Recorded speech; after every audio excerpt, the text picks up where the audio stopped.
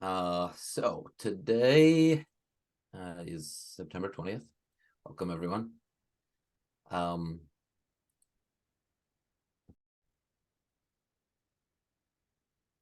Yes, okay. I just wanted to restart the recording because now we'll get it straight from here. So welcome to September 20th meeting, everyone. Thanks for joining.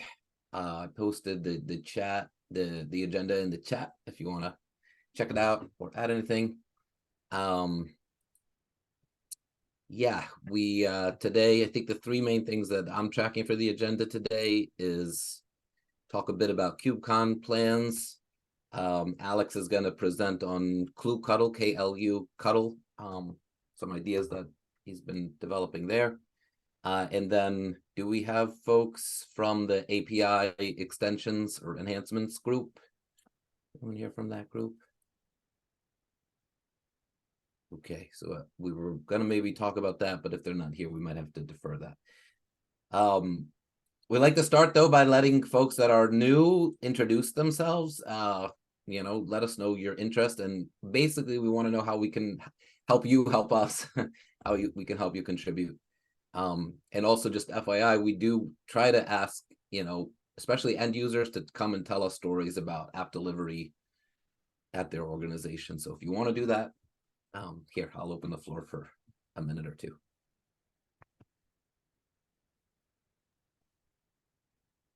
So maybe I can start. That'd be great. Thanks, Yeah. Mayor. So this is Mayur. So I'm from IORO Systems, which is India Pune-based company. We are into outsource product development for enterprises and startups. So we are from the IOFlow team, the open source project which we are working on.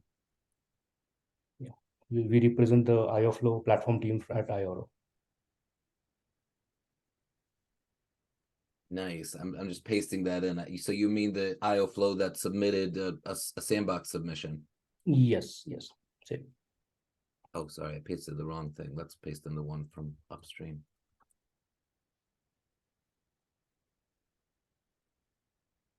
Very cool. Yeah. I guess we didn't pencil you in for presentation yet, but it will be great for, maybe next time to walk through what you've got here. And are you open to that? Sure, yes. All right. So I think right now the next meeting, although it says Kraken, I'm not sure if they're going to be presenting then, so we could pencil you in for that.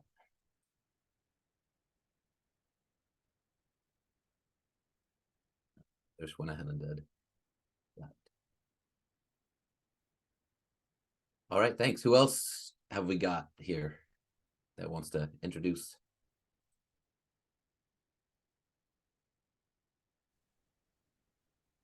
I don't like to call people out first because maybe you were here before and that's not fair, but also don't want to put pressure. But yeah, let's jump in. I'm pasting in here also. You can put your names in the doc so we know who is here. Put my name in.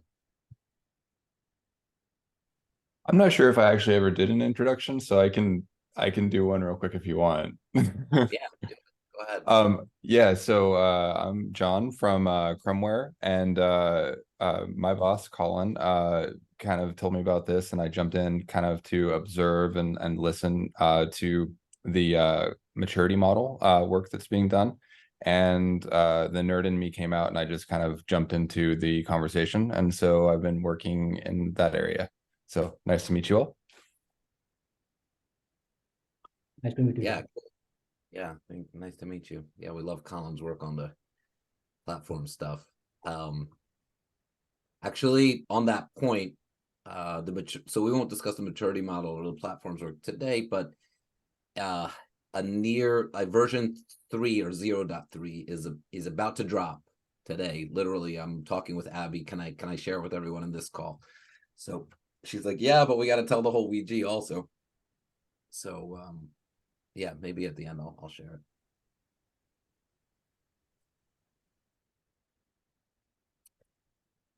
Yeah, and I see Yosuke. Thank you for joining us, Yosuke. You're from the API working group. Yeah, that's correct. And sorry, I'm in a little bit of a noisy area. So, but Yeah, thanks for having me. I want to talk about the AIPs maybe later this meeting. Yeah, thank you for joining. Okay, so moving on, I guess, to status updates, unless I guess I'll pause for 5 more seconds. Anyone else wants to jump in and share a story or about themselves? I've been off camera because I was trying to finish up from the last meeting, but okay, I'm Karina Angel. I'm here again. Guess the announcement hasn't been made yet, but I mean, I'll make the announcement then. I'm one of the new tech leads for the tag. So definitely excited to be working with all of you. And I really like the work that I've already seen from Yusuke's presentation on AIP. So I'm looking forward to hearing about that, and then all the other topics. So, all right, that's it. Thank you, Karina. Thanks for coming off mute and introducing. And yeah, that's about how it works in CNCF. You step up to do the work, and then you announce that you're doing the work. And yeah, if you're here, then we're happy to have your support. So thank you. Actually, okay, so dipping into status updates. Oh, Sudhir, do you want to introduce yourself? See, you came off video mute. Yeah. So sorry, before few minutes, means you all were not audible. So myself Sudhir, and I'm working with IRO as a consultant. Okay, since last 7 years. So yeah. So he's from the same IOFlow Thank team. you. He's with IOFlow team only. Got it. Yeah, thanks for joining. I am from the IOFlow as well. Oh, you're also Shashwat? You're with them? Yeah. Okay. I wish I had penciled you in to present today. Yeah, but I'm not sure if we're going to have time. So yeah, it'll have to be for next time. Okay, so next on our agenda is status updates. I guess, Karina, do you want to just maybe briefly inform everybody what's happening with the annual reviews? I think of the group here, you're most in line with that. Maybe just take a minute. Oops. Yeah. So it was recent, as of actually yesterday, for the annual reviews, they're all put on pause while the CNCF staff figure out more automation. So it's not as heavy of a lift on each of the projects. And then also, just rethinking the process. It doesn't have to be annual if there are triggers that we can do. Just keeping an eye on projects, and then it triggers a review, or if you're a sandbox project and then go into incubation, then that's when a review is done. So those are things that are being thought through. And if you want to watch the TOC meeting from yesterday, but if you have any questions about that, and if you're wondering about your annual review, if you haven't gotten pinged by somebody yet, then yours is probably just put on pause and you don't have to worry about it for right now.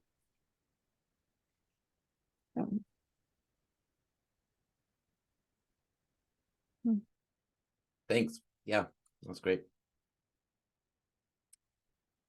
Okay, next, QCOM plans. Yeah, I know I don't have a ton. I don't know if the folks here are coming, but I'll just share broadly in case people are reviewing. Who here is coming to QCOM? I should just put that out there in Chicago.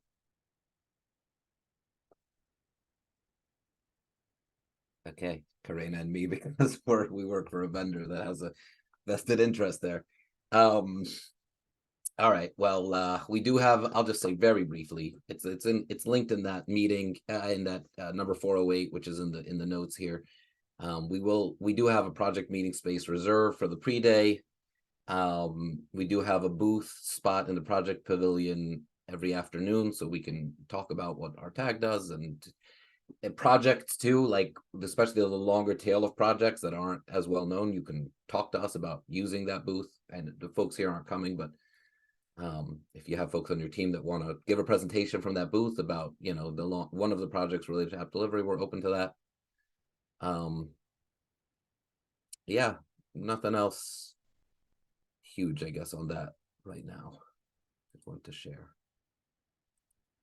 And I'll stop for 5 seconds in case anyone wants to talk about KubeCon more.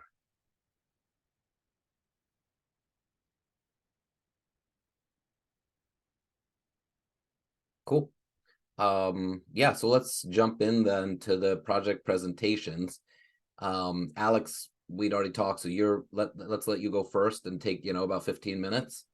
And we'll ask questions and stuff. And then after that, we'll get next on the agenda is the API extensions proposal. So we'll get to that next, if that's okay, Yusuke. Yeah. So Okay, cool. Let's start. So let me first share the screen. Can you see my screen? Yes. Okay, good. So just a very short introduction of myself. My name is Alexander Block, nickname CoderBlock in Slack and everywhere. I'm an open source developer and freelancer, and I work a lot on my main project, kluctl or kluctl, which I'd like to present now.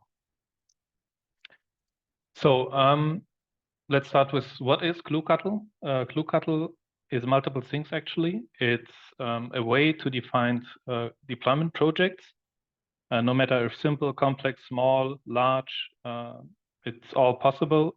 And the idea is to make everything as easy as possible and boilerplate free as possible. It's also a CLI that allows to deploy these projects. It also has a GitOps controller to do it in a pull fashion. And as of recent, the last release also contains a web UI to visualize everything and to give you some kind of visual control about your GitOps deployments. So let's start with deployment projects. A deployment project is easy to set up and very cheap initially. So the idea is that whatever you want to deploy, it's as boilerplate free as possible. So you really have to only write down what you really need. For example, in this example, I have a very simple deployment project. The deployment YAML, oh, what was that? Sorry. The deployment YAML defines the project, kind of the entry point right now. And the only thing that it does is it defines one deployment item, which refers to this directory. And this is just a simple customized project having some YAMLs with some special, with some differences to normal customize, because you can also do templating here, which I'll go to later. The idea is that if you have that very simple project, you can just go into the directory, do a kluctl deploy, tell it that the argument environment should be set to test, for example. Here you see it being used. Can you see my mouse pointer, by the way? Good. So you would simply deploy this very simple project with this command line invocation. So this is a simple project. The idea is that you really start with such a simple setup, and if you realize you need more features, for example, target definitions in code, which are kind of your list of possible environments, targeting clusters, targeting namespaces, whatever you like, you would then, for example, introduce the kluctl YAML, which somehow it's switching back and forth, and I don't know why. We stopped here. So in this case, for example, we introduced the kluctl.yaml, which has two targets defined. One is named simple, one is named another. And what you see here is the same that I previously passed as an argument. So I'm kind of pre-configuring how this deployment project is going to be deployed. It's the same as, no, I think before that we used test, yeah. So in this case, you would set environment to simple, which would then cause the templating here in the namespace that you've seen before to deploy everything to a different namespace. Yeah, I think that's explained. If you have questions, just ping me in between and I can explain more. Templating, as already mentioned briefly, is used as a glue between your deployments and deployment items. The idea is that you have different types of variable sources or configuration sources. For example, you have files, you have other Git repositories where you can load configuration from. You can load stuff from an HTTP endpoint. You can use Vault, there's AWS Secrets Manager, and so on, different kinds. There's also SOPs support, so you can encrypt your configuration files, your YAML files with SOPs, same way as, for example, used in Flux. In this example, we introduced two configuration files, env another and env simple.yaml. The deployment YAML that we have seen before can now load the variables while already using templating to figure out which configuration to actually load. For example, depending on the target name, we can now load a different configuration depending on the target asset. So for example, one has replicas set to 1, one has replicas set to 2. These configuration files or variable sources or variable files, whatever you call them, they contain arbitrary YAML. So it can have whatever you want, and you can use it as you want in the templating. So there is no schema or something like that. You're completely free in what you want to do, what you can do. Templating can really be used everywhere. That includes customization YAML. It includes Helm values. There's also Helm support. So really just everywhere. You can even use templating in variable sources.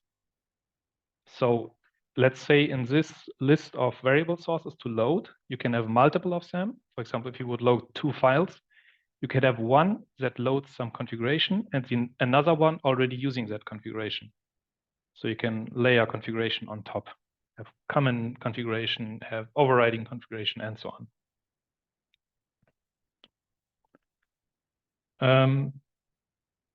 Oh, one thing I didn't describe before. When targets are introduced, you use the -t to actually deploy that target instead of giving the individual configuration arguments before. So you see that here as well. Okay, next slide. The deployment projects allow to define order and dependencies in a very natural way, as I feel. That means the deployment YAML that we have seen before that it had just one entry in the deployments list. Now it has multiple, and the idea is that everything is deployed in parallel until it encounters a barrier. So for example, very often you cannot deploy your application into a namespace that hasn't been already deployed.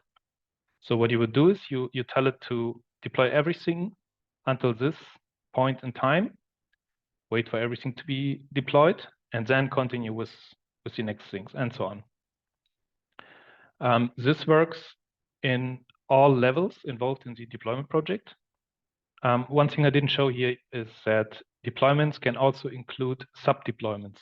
That means, for example, I could have an include here that has another deployment with the same structure, also allowing to load variables, allowing to include more deployments, and so on. And the barriers work with that together. So if you, for example, include a very complex base deployment, sub-deployment here, you could also wait for everything to be finished before you start deploying your applications. There are hooks. Hooks are comparable to what Helm does. So after stuff is applied to the cluster, it will also apply the hooks and wait for readiness of the hooks and do automatic deletion of the hooks afterwards, depending on the configuration, how you used it. In this example, it's a simple one.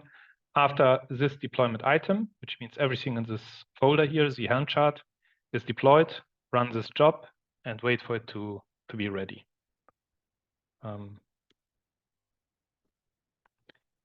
Any questions so far? Nope. Okay. Next thing is kluctl allows to do GitOps. The idea in kluctl is that GitOps is just another interface to a deployment. That means the project structure and the complete deployment is defined through the kluctl deployment project, independent from your way of deploying it. That means you do not get dependent on cluster components, for example. There is no, so you can use the controller, but you are not dependent on it. You can still continue working in a push-based fashion, while everything else is maybe working in a pull-based fashion. So the idea is GitOps is implemented through the kluctl controller, which provides the kluctl deployment CRD, custom resource definition. It implements the same interface as seen in the CLI. So the CLI has multiple arguments. For example, you can say it's a dry run. It should not wait for barriers or for wait readiness instructions and so on. And all these arguments that you can give to the CLI are also configurable through the CRD. So it's really just an interface to what you already have used before. The idea is that you can start with a push-based approach and figure out how to make your deployment work, which maybe requires like 100 retries until it actually works as you expected. And then you can switch to GitOps. You can even mix it. So for example, you could have a prod deployment that runs pull-based GitOps, and you could have a dev environment where you push from your local CLI. You can also mix. I just had a question. I mean, that's pretty Mm-hmm. cool. I have this situation all the time where like the official Everyone way has it. GitOps, but like I just want to push out my little change. But doesn't it reconcile? Like, won't it just override? Like if I try to directly push something from a repo where I haven't committed it, won't the existing stuff just wipe out my changes right away? It depends. So what I described now is when you have two different environments. For example, you have prod, where you do strict GitOps pull, and you have a dev environment just for playing around till everything works, and then you push it, and then it goes to prod. You can also mix it on the same environment. That's what you just described. The default setting for the kluctl deployment, CRD, is to not overwrite everything, but just to drift detection.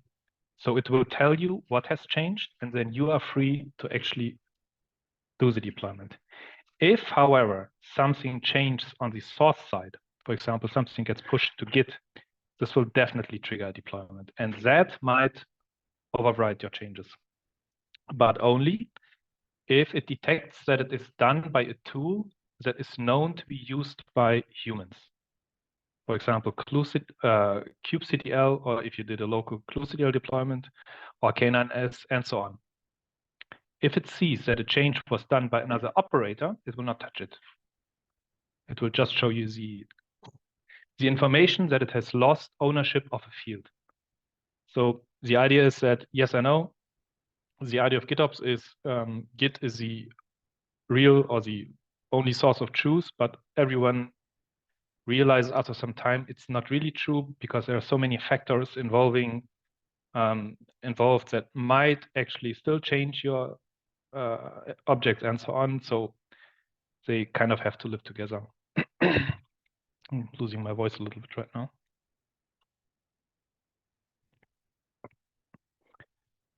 So the idea is really, you should always be able to switch. You should always be able to make it work together. And very important, even if you don't want to mix it, for example, you have prod and you really follow very strict GitOps pull-based workflows, you can still do a diff against prod. So you can do your changes and run a diff, and a diff really means do a dry run deploy and see what would have changed if you would have actually applied it.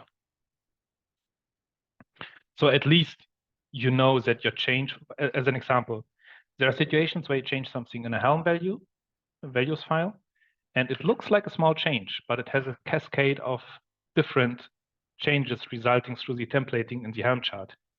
And just reviewing that in Git might lead you to miss a lot of real changes that could happen. So real dry run is giving you more security in that regard.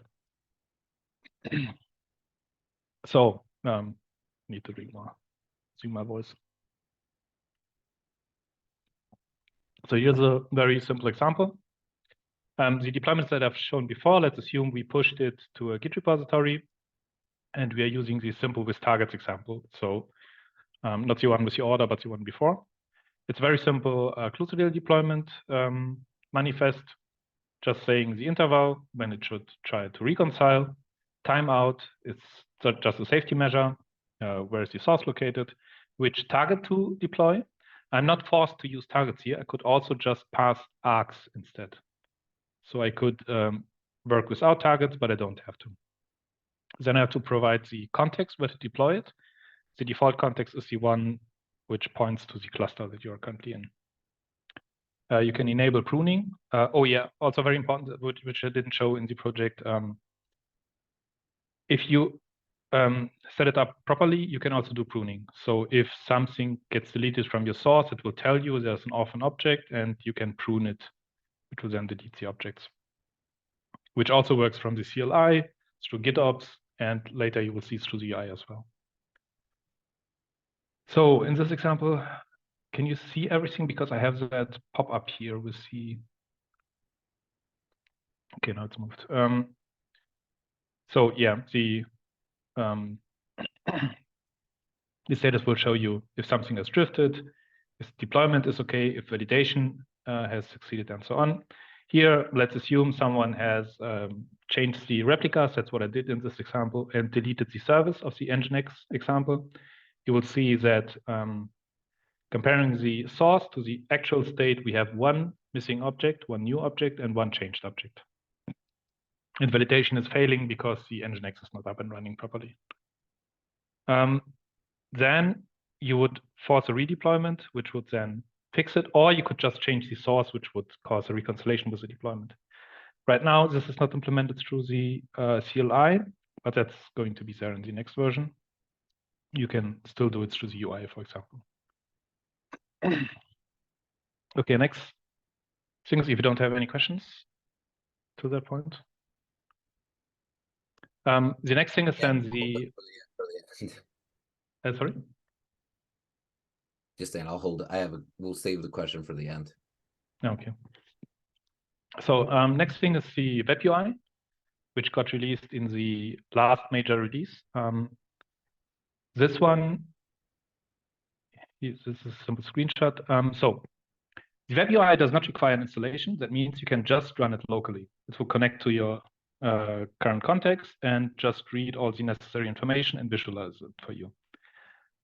You can, of course, also install it, which gives you more advanced stuff, for example, OIDC integration, so that you have proper, at least authentication authorization is going to be implemented later. Multi-cluster support is rudimentary implemented. So if you run it locally, you can give it multiple contexts, and it will visualize multiple clusters. It will show you everything that has been deployed through GitOps, and also everything that has been deployed through your local CLI invocations, because both will write the necessary information into the cluster. The UI is still very early in its stage, with many improvements and features to come. And I'm also hoping that some people decide to contribute, of course, because I need some help there. Yeah, next thing is demo time, because screenshots do not describe well what the UI can do. Do I still have time, actually? Didn't look at the clock, to be honest. Let's try to do another 2 or 3 minutes, just to give enough time for us to talk the API stuff too. So yeah, great. So this is the basic UI. Assuming I did the kluctl GitOps deployment of the simple target, I can do some simple stuff here. For example, cause a reconciliation.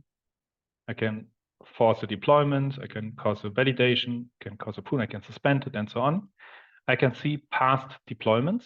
For example, here I see that this deployment happened 1 hour ago. It performed these changes, changed replicas to 2. A new object was introduced. That's when I fixed the drift, by the way. So the service was recreated and the replicas was fixed. Information about the target and so on. And the idea is really that let's assume, I think it was this one. So let's say I changed something here. Let's add a label test. And change replica. So as said, we can use templating. That means we can also do some expressions here. Let's just do that for fun. And deploy it. Oops.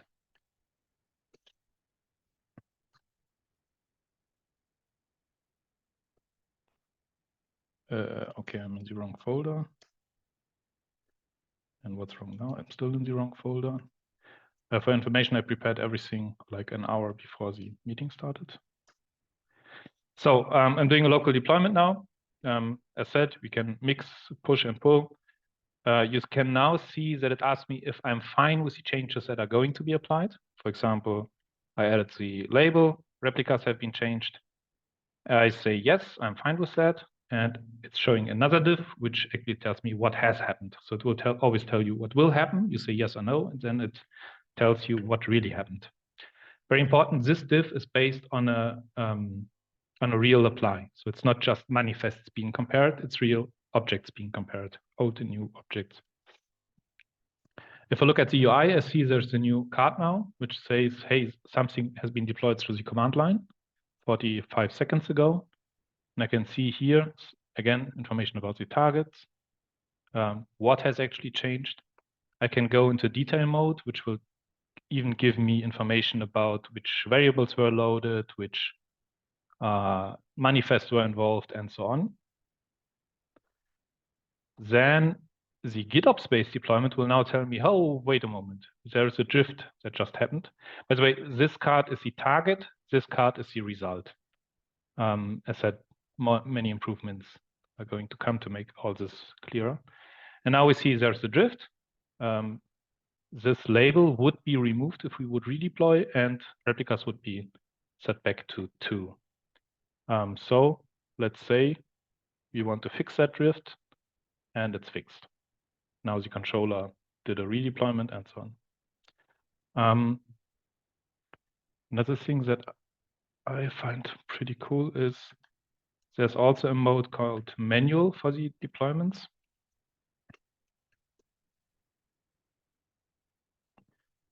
So if a deployment is set to manual, it will always just show the drift. And even if source code changes, it will not deploy it. It will just show the drift and ask for approval. So let's say I actually commit all the changes that we just did. Push it.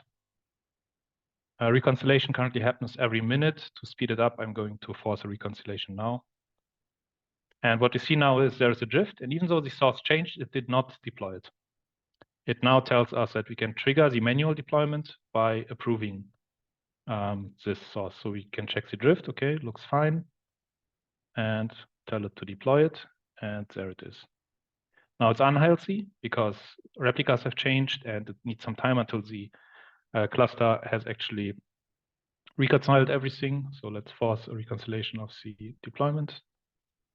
It will take a few seconds until my local kind cluster is actually ready.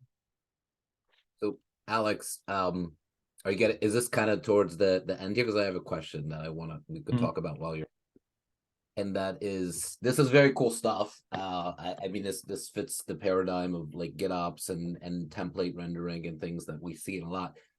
I guess kind of my question would be, this reminds me a lot of like Argo CD. I'm more familiar with that than Flux. It's probably similar to Flux too. Where is it differentiate? Like, is it provide something that they don't do? Or is there a particular value here that, stands out? I think the value is that you don't have to go full in from day one. Because you never get dependent on the operator, you never get dependent on anything that runs on the cluster. You can start simple and build more and more into it. That's one thing. Also, Argo CD, I'm not very much familiar with Argo CD, more with Flux as well.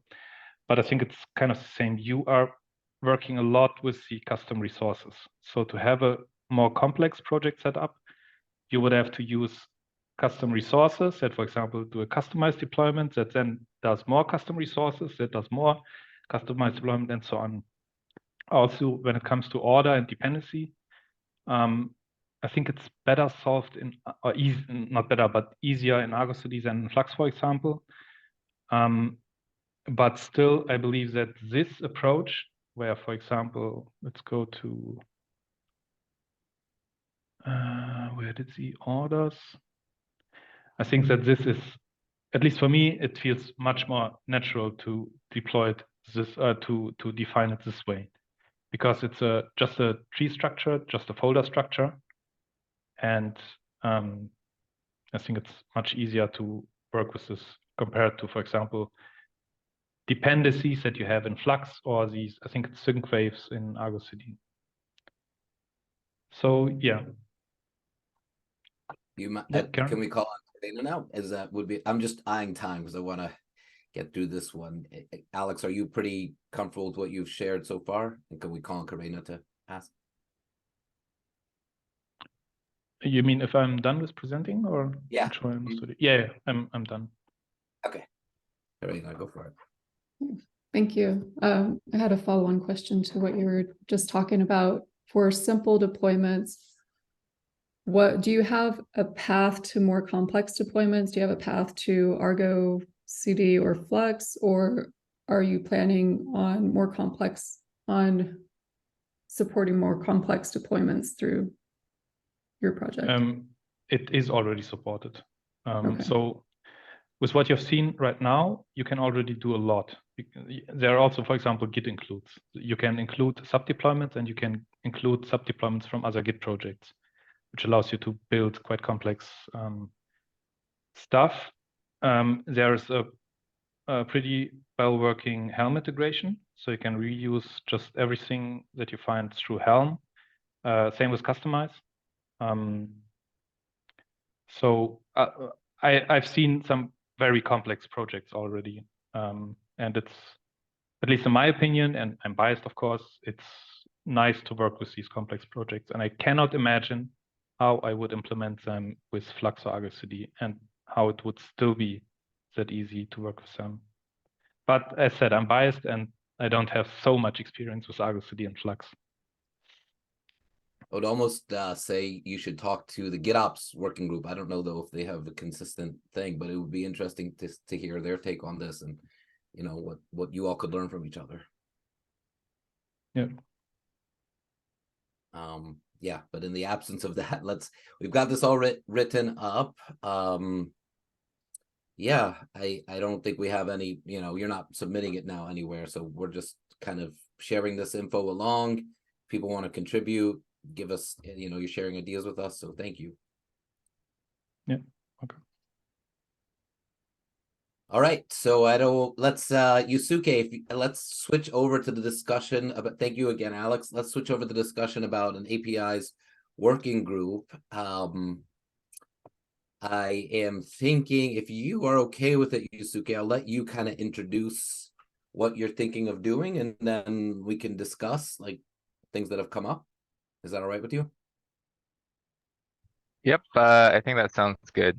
And again, sorry for the noise, and I don't know, let me know if I'm just inaudible, but I'll try my best. So, okay, so I think, so just as a quick intro, there's a tag app delivery issue that kind of summarizes, I think, what we're trying to get accomplished. But, oh, okay, Karen, that's shocking to me because it's really noisy to me in this coffee shop. But I'm glad I'm doing a good job. So, yeah, thanks, Josh, for posting the issue. So, basically, just some background. I used to be the API design TL for Google. And in particular, I was working really closely with Google Cloud to kind of solve some of their problems with resource-oriented API design. I think that's, you know, pretty important to cloud native technologies because often these declarative providers like Terraform and whatnot are, you know, require some sort of resource model to operate against. And there's this open source AIP group. So AIPs are API improvement proposals. They are generally specific to Google, but there's also sort of an open source variant as well. So, you know, if we want, I can try to, let's see, I could try to share my screen and let me know if that just doesn't work. Okay, it's not letting, it's giving me a bunch of exclamation points, so it's probably not gonna let me. I'll just post links in for now. So if you look at those, it includes a lot of the AIP link I just sent. It includes a lot of information about the AIPs, sort of what resource-oriented design looks like at Google. And I guess one side note here in particular, it does describe everything primarily in protobuf, because Google speaks in protobuf as well. But I think that in general, these principles apply to sort of any sort of transport protocol, including HTTP and JSON, which most, I think, clouds and services expose. Basically, there's this open source AIP group, and our goal is to try to basically take a lot of the learnings from resource-oriented API design and try to maybe put them in more of an agnostic organization. Those who are involved right now are coming from Roblox, IBM, Netflix, Microsoft. And I've started to talk a little bit to Pulumi and Crossplane as well as possible clients of APIs that adhere to the specification. So if you look at the AIPs, it kind of includes the general structure that we're hoping for, but we don't have any tangible project that we feel like we're ready to submit yet. But I think it's kind of a chicken and egg in our minds. We wanted to see if we can establish the right place to kind of find the people who want to do this work and be involved. And then once we do that, we can have a much, I think, better discussion around what that API, I think, specification is what we're going for at this point here. That's one sort of major difference is the AIPs were primarily kind of a style guide, their best effort. And the feedback that I've heard from, both internally and externally is that, style guide isn't enough. It needs to be some sort of specification because people aren't going to basically go write, some provider against what they hope an API is going to be like in terms of its ability to support, create, read, update, delete, list operations, as well as, the various sort of behaviors that we're expecting around things like, pagination behavior for list APIs and, whether fields are user settable or not. So that's kind of the gist of it. I'm happy to go ahead and, have deeper side conversations to discuss more about the API design itself. But I think primarily the discussion that we've been having with Josh and all the folks in this room has been sort of, how can we get some structure around this, and can we get some support to just like have discussions and find the right people involved and work towards some tangible code. I do have some code to show if people want to see it, but I think it's a lot less important than I think the finding the right place personally.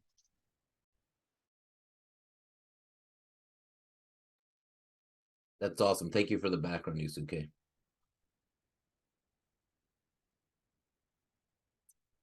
For me, like one of the questions, and you started to address it, is like when I think of these working groups, it's to kind of bring together a few of our projects to kind of facilitate greater synergies and make it easier for end users to like succeed with this stuff.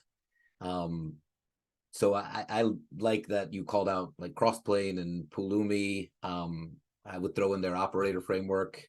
They happen to work for the same company as me. Like anybody that's producing, or Knative even, they're designing CRDs. I always think of them because they're duck types, and I think that might apply.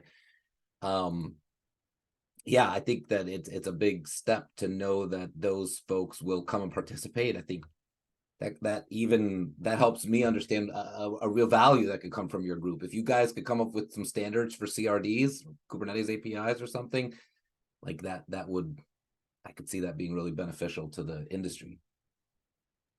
Yeah, and I mean, I think just to expand on that a little bit too, I mean, I think there's a lot we could say about maybe best practices for CRDs themselves and trying to align them. But I think a common design pattern now is that CRDs and the resources that they are representing are actually sort of mirroring like a cloud API, right? So this is kind of like what Crossplane does, or you might want to just go ahead and mirror to some sort of internal REST API for resource you have. And I think that if you look at the practical work to make that happen, it tends, depending on the design of the API, it tends to be very expensive to integrate. And so, fundamentally the same problems that, for example, Terraform runs into are very similar to the types of problems that Kubernetes CRD integration runs into. You know, if something doesn't have a create operation, you have to go stitch that together from scratch.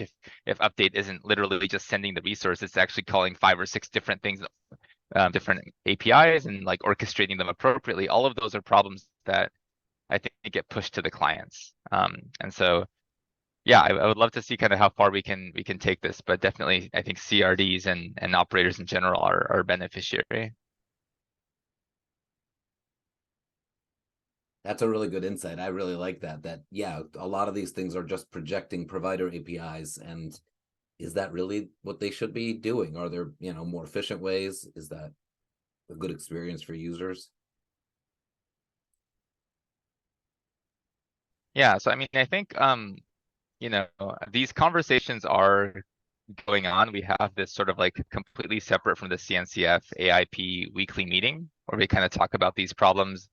I've also engaged in some discussions, like I said, with Pulumi and Crossplane, but I think, you know, everyone would be much happier if there was some sort of, you know, frankly, like CNCF sponsored place where we can have these conversations and feel like we kind of get the support, and, you know, we can reach out to, you know, all of you, you know, kind of we can get your feedback, sort of a place to make this feel a little bit more official, if that kind of makes sense.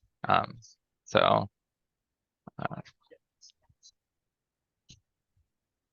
So yeah, I'm kind of curious, maybe, you know, if there is interest and we believe there's value here.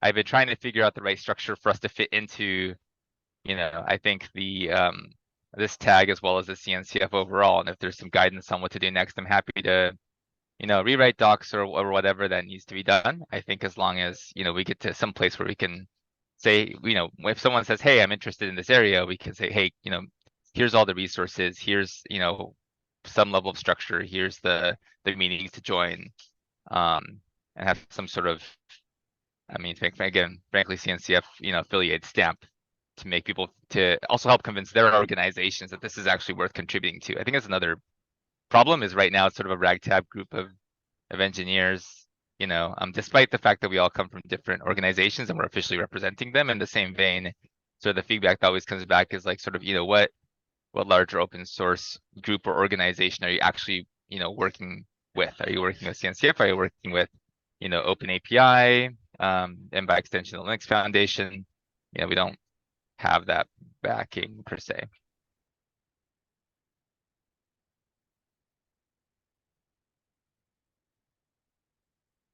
Yeah, yeah. Yeah, that makes a lot of sense. I mean, I like, I'm thinking about like how we formed Artifacts, and basically we had 5 or 6 interested parties from different projects. So like someone from Docker, someone from OCI, someone from Zot, which is a project we have, someone from the ORAS project, someone from Ortelius, even on the from the CDF side. And we almost, even as the Ouija was getting formed, we were even able to have the first meetings, and we had, you know, like 10 or 12 folks contributing what they think the use cases that are going to be solved and how to solve them. So yeah, I think that, you know, it sounds like you're already on that path with reaching out to like Pulumi and Crossplane. I think that would go a long way to kind of say we've got these 5 or 6 related projects that are interested and that are going to come to the meeting. I think that's kind of key. Then there's the greater question of where it fits. And yeah, yeah, Karina, you might have thoughts on that, so I'll let you. That's kind of where I'm at now. It's like this thing is valuable. Where does it fit? Okay, you know. So we've been having side conversations about it, obviously. And I put in the issue what my perspective is. And we've also been talking about whether it makes sense to start it as a working group within the tag. And then as it gains momentum, it could be moved somewhere else if it makes more sense. But at least for a starting point, and we'll have to, you know, get consensus within the tag. But I think that it should be started as a working group within the tag. And then we talked about removing the tooling specific items, and then as tooling, as the spec is written through the working group, the tooling, as it meets the spec, they could, for each tool, look at applying to Sandbox, and then we go through that process. So that's kind of how I see it, but again, it needs consensus. And what do you think, Josh? Yeah, I lean in that direction also. Like, you guys have something that you are ready to start. It applies to a lot of our projects. Better to start in a tag than somewhere out on your own. Like, you know, you can stay connected. So yeah, like, kind of like err on the side, like let's go ahead and do this, get the work going, and worst comes to worst, we shift it to the Open API Foundation next year or something, if that's where it really goes. But it doesn't have to be a set in stone kind of thing. It's not donating a project yet. It's a working group. It like you said, it brings others in that normally wouldn't, and you're bringing them with you. And we know other people that you can reach out to and bring in for the working group, and hopefully they would. Stefan over on the cross-plane team, he's another, because they're working KCP. He's another, which was just admitted to Sandbox, which is awesome. But, you know, there are more people you can bring in. And I would like to see the tag support this. You know, one thing, I wonder if it would help if we emphasized infrastructure APIs in your, I guess I don't know, maybe now already you do. It sounded more like you were just general service APIs, but in our context here, infrastructure APIs are most relevant. Yeah, what do you think of that? What if we focused on that in the proposal? Yeah, I think that's fine. By the way, I like that structure as well, sort of the working group, and then we'll figure out what projects to kind of spin out of that. So if it sounds like what's keeping that from happening is this charter doc and kind of cleaning it up to better align with what we discussed. Is that true? Okay, cool. Okay, and so That's what we're saying.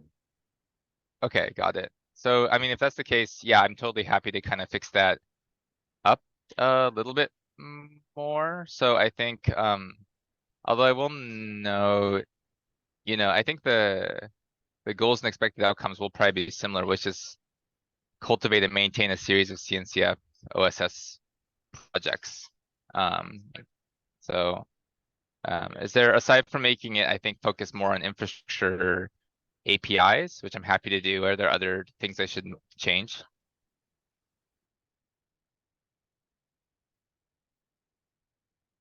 I would be careful. I was going to say I'd be careful with saying that the goal is to cultivate the projects. That's a great end goal, and I would love to see that. But at least as far as the working group, more focus on the spec itself and standardization. What were you going to say, Josh?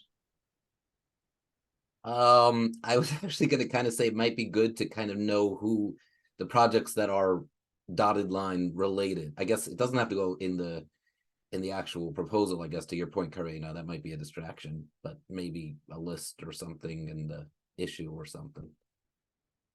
And just then, like, because just to know, like, Stefan, let's say, if we ask him to contribute, like, is he like, okay, yeah, I want to help? He probably is, actually. I can reach out to him.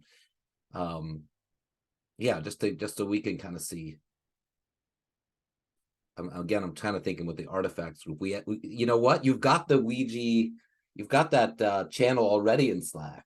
So maybe we can start inviting folks to that. Like, that would be an indicator too. Like, if we can shift the conversation to stuff that's relevant to them, or maybe it already is, but I'm just saying, have those conversations. This is So a yeah, great. I guess another next step that I'm saying is maybe we can start bringing them into your channel too, and showing some evidence that, yeah, they are interested in this. But I do need to drop, and I would love to see the follow-up from this go soon. But all right. Thank you, Yusuke and Alex. Okay, thanks. I have a couple other questions, so maybe I can just reach out to you offline or something like that. Okay. But the high level idea sounds good, and thanks for the time. Yeah, yeah. If you want, I mean, I'm still here for another minute if you want to discuss further. But yeah, definitely hit us up on Slack. Okay, sounds good. I'll probably ask Karen about this as well, but I think one of my questions was, I guess so we can add people to the Slack room. What I've noticed is these asynchronous conversations aren't nearly as productive as sort of like having an hourly working group where we can actually discuss some of the problems in depth around the design of those. So, if the goal is to basically loop someone in and say, hey, are you interested in contributing, and they say yes, then I think we can accomplish that. But is that kind of all you're looking for? Is just a list of people who say yes, I would, contribute time to this if it was a thing? That's something, and we have done that. A lot of groups do that, like just a list of interested parties just to show interest. With artifacts, we actually, to your point, we actually did have, like, we gathered people and we said, let's at least get together for an hour. And you can use this Zoom chat if you want or something, and we can even record it and post that. I don't mind, even without the official, Ouija. Yeah, so I guess the answer is the basics are just somehow that we know, not just me, the other leaders in the tag know that, yeah, these 10 or 15 people and these 4 or 5 projects are paying attention and are interested. That's the minimum viable. And then, yeah, if you want to have a meeting and we actually bring them in a room and, talk about the charter and, the goals, I'd be happy to help you with that. Be even better. Yeah. Yeah, I mean, I was thinking well, I think, I don't, 10 or 15 people authoring a charter seems like a very difficult thing to accomplish, but certainly I think, we can get a list of interested parties and get their support on it. And then I don't know, yeah, we can kind of figure out the next step. My comment about the meeting was more about once we get to the nitty-gritty of the design of the specification, and to do that, we need actually, probably several in-person conversations. I know that already there's areas that the existing participants don't exactly agree on. So tactically, that's kind of the work that we're doing right now, is trying to refine the specification to a point where at least all the existing producers and consumers are happy with it. And then, yeah, so if we rehome that particular meeting, I think that would be beneficial. So okay, but anyway, as far as the working group, nice. Yeah, we do have a weekly meeting actually for those, and we've had ad hocs with Pulumi and Cross. Like it's beyond just sending an email, hey, are you interested? It's actually, we've sat down and discussed some specific, precise details around, what the API modeling would look like. What are some strategies that might reduce the cost of integration for producers? Because, this affects not just the scope, I think, of CNCF projects, but also, clouds overall as well. But, those clouds obviously tend to align pretty well with what the CNCF is doing, or at least want to ensure that their work interoperates well with them. So that's the second reason why the CNCF, I think, endorsement is pretty important.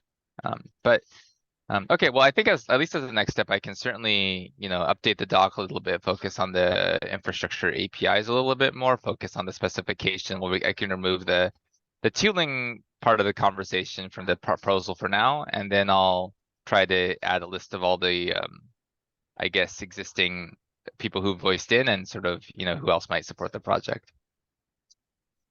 Yeah, sounds like a good strategy. And let's try to, maybe Karina will come to your meetings and stuff. That would be great if we could get one of us from the tag involved, just to keep the channel open.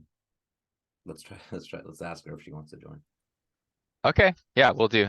Awesome. Well, thanks a lot for the time. I really appreciate it. Yeah, thank you. Thank everybody. I know we're a couple minutes over, so thank you, Alex, for your presentation earlier. I'll get this video up soon. Yeah, and I'll see you all online. Thank you. Thanks a lot. Bye-bye. Bye. Have a good day.